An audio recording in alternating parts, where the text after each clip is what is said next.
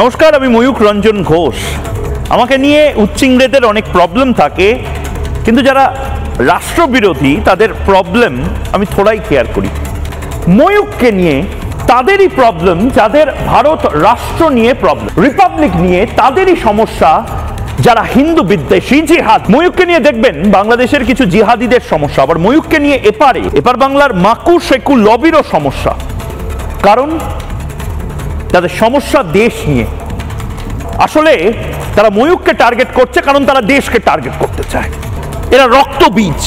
যাদবপুর যেমন প্রতি ডিপার্টমেন্টে প্রতি বছর হাজার হাজার ভালো ছাত্রছাত্রীর মধ্যে ঢুকে পড়ে এক দুজন রক্তবীজ, জন্ম নেয় এক দুজন রক্তবীজ।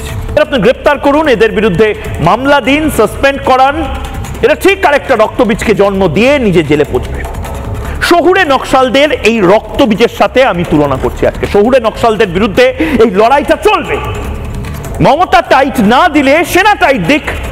আউটপোস্ট তৈরি না করতে পারলে, পুলিশের কাজ আউটপোস্ট তৈরি করা, ওদের গ্রেপ্তার না করতে পারলে সেনা ক্যাম্পাসে ঢুকুক।